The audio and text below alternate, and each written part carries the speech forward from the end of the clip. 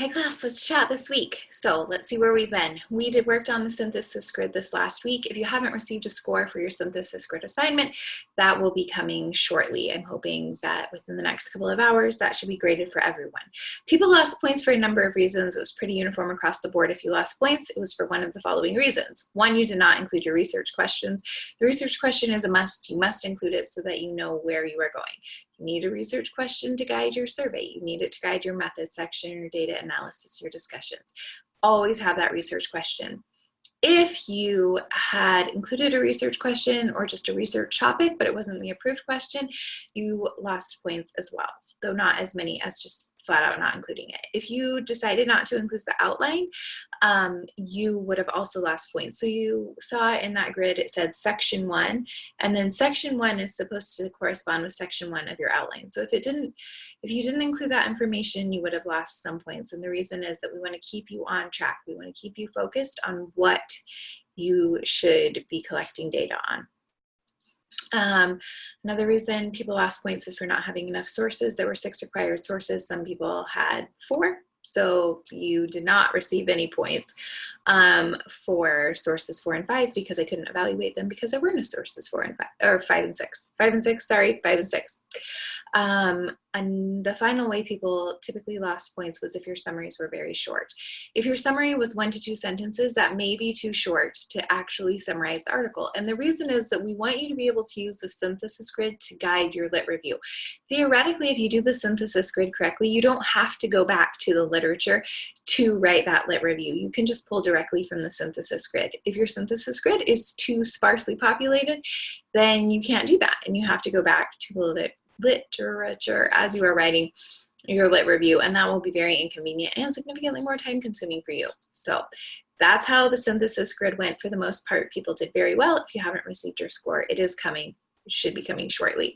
So let's move on to what we're doing this week. We are working on the methods section and the survey. The methods section, remember, is an individual assignment, but you may want to discuss with your group what you plan to do because you are essentially doing that survey development and data collection together, so they should match. Your method sections should match. So if you haven't talked to your group about how that's going to go, I highly recommend that you do that since you are doing that all together. You're just writing separate papers. Now the survey is a group assignment. You will write the survey together, you will send it out together, you will receive the same data, and then you will analyze it separately. You are welcome to work together to analyze the data.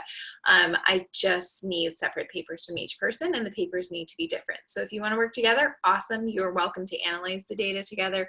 You're welcome to write the methods sections together. You just must turn in separate papers, and remember, these are going through turnitin.com. So if they're just a little bit different, you will be flagged for plagiarism. So make sure that your paper is your paper, but you can work with the group to set up what you want to have in that paper. I sent out information last week in the class announcements. Well, it was posted in the class announcements about kind of what should be included in that methods section. Please make sure that you go through that and include all of those elements. The reading assignment from this last week and the other materials were also very good at showing what needs to be included in that methods section. But if you have questions, a really quick reference is just trying to scroll to it so I can tell you what color it is comes from last week's announcements, and it's listed in green. The things that you must have in your methods section are the participant selection, the study design, the data collection materials, and the procedures.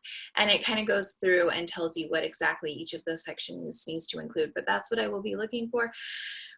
If that is not included, you will not receive full points. Remember, you need to describe these participants. How are you going to get them? Who are you going to get? And why did you choose to get those people? You need to describe the data collection materials. So you need to talk about how that survey was developed. How did you choose the questions that you included on the survey? How did you write them? How did you decide that those were the types of questions that you wanted? If you chose to take questions from other sources, how did you decide that those were good questions to take? How did you decide that those were reliable sources to take from? And then the procedures. The procedures is the part that may change between now and the end of the semester. You're going to talk about how your data was collected, why you chose to collect data in that way, and what was done with it, what you plan to do with the data once it's collected. So this is a little this last part, what was done with the data, is a very, very basic data analysis plan that you're going to do, but you must include all of those elements. Okay, now the survey. The survey, I have quite a few surveys sitting in my inbox right now waiting to be corrected, waiting for suggestions, and you will get those soon. You will get those very soon back, so you can make those corrections. I want to let you know that the survey is a process. So you will send, if you sent your survey to me for early feedback, you will get a lot of early feedback, and you will be like, what? Okay. That is how it's supposed to work. So you will do that, you will make all those corrections, then you will turn it in on Saturday, and then you will receive a whole new set of corrections. I'm sure you're thinking, what? We turned it in for early feedback. Why do we have a whole new set of corrections? Well, once you start making those corrections, the survey is a completely different thing. And while we are fixing some issues in the previous survey, a whole new slew of things might come up. So we're going to go through it. Please keep this in mind. You will receive extensive feedback on your surveys, but the grade that you will receive on your survey will not come until we go through that feedback round. So if you are one of the groups that submitted for early feedback, that's awesome. Make those corrections, turn it in. You will have significantly less work to do for that second round of feedback. If you are one of the groups that chose not to turn your survey in for early feedback, you will have a lot of work to do, and you will be graded on that first round of feedback, if that makes sense. You have the opportunity for 2. The opportunity has passed. I will provide feedback on the survey, and then you will make corrections. After Saturday, I believe you will receive feedback on your surveys by Wednesday of next week.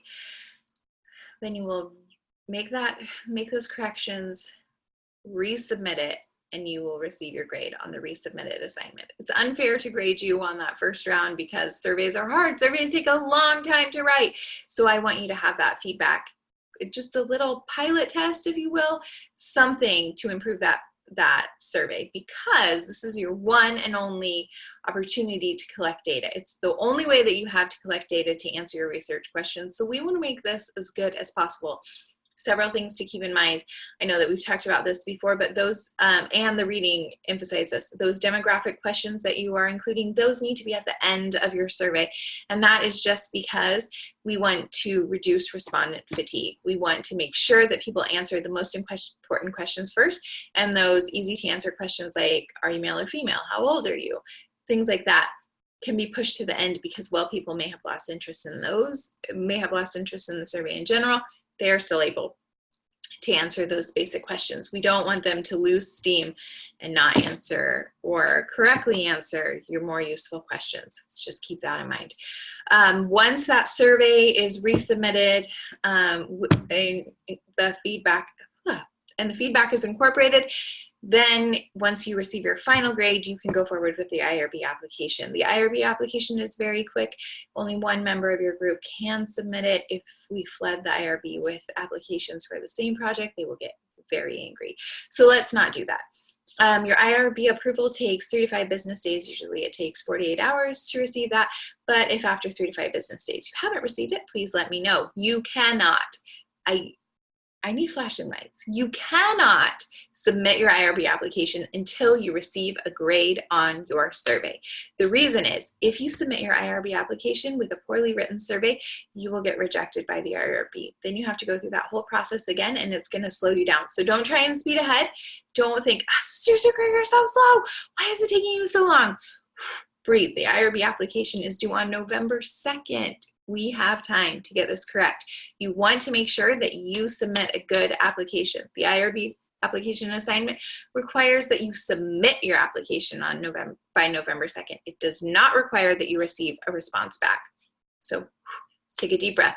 Let's not rush this. So your method section must be good, and your survey must be good before it can be submitted. If the IRB rejects you, that is not a good thing as far as our time frame goes. It is also not a good thing because when your application comes through for a second round, they are going to look even more closely at it. We want to get through the IRB application the first time with no problems. So wait to submit until everything has been approved. It will be fast. It typically takes less than 30 minutes for one person to submit this IRB application. So it's fast. And remember, one group member is responsible for submitting that IRB application. Please remember to continue with your personal application posts. I am periodically grading them. You will start to see your grade adjust. I know it is very annoying that as soon as I enter a grade, it starts factoring in that whole 140 points into your grade. And because you've received 1 or 2 spot checks, you have a very low grade as a result. Please don't panic. Go back and look at that rubric and check. Did she grade 1 of them? Did she grade 2 of them? All of those personal application assignments are worth 20 points. So if you received 20 points, awesome, you did awesome. Just know that this assignment is factoring strangely into the grade book. And so every time you get scored, your grade will improve. I'm so sorry for how that is working out. I am so very sorry for any heart attacks that may have caused. I hope no one. If you have questions about it, let me know. And then finally, we are going to be in the peer review lit review process. That's a lot of reviews in one assignment. But your peer review for the lit review will be due on November 9th. So you will be put in groups for that peer review early next week. And there are more directions in the course, but I will send out those group assignments. You are essentially going to go through and provide feedback on 2 of your class members' lit review assignments. You need to make sure that you follow all of the directions in that, including any directions related to Microsoft Word reviewing capabilities, because we will be using Microsoft Word review tools. I try and use them on the assignments that you send me as well, just so you can see another example of track changes, comments, things like that. If you receive feedback from me, so on all early feedback assignments, I won't do that on the other ones submitted through iLearn, but on early feedback assignments. So if you have a question about, well, how do I accept your change? Or how do I get rid of your super annoying comment? Things like that, please don't hesitate to ask. Let me know. Microsoft Word Review Tools is something that is used commonly throughout the public health business world. So it's a really good skill to have. That is where we are headed this week. It's going to get a tiny bit lighter.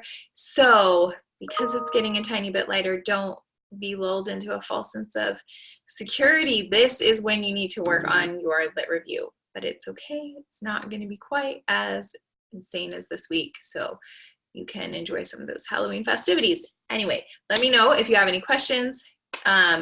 Feedback for those early surveys will be coming if your group emailed me one, and you will all be receiving feedback on your synthesis grids. Keep an eye out for more grades on those personal application journals. Let me know if you have any questions as the week progresses.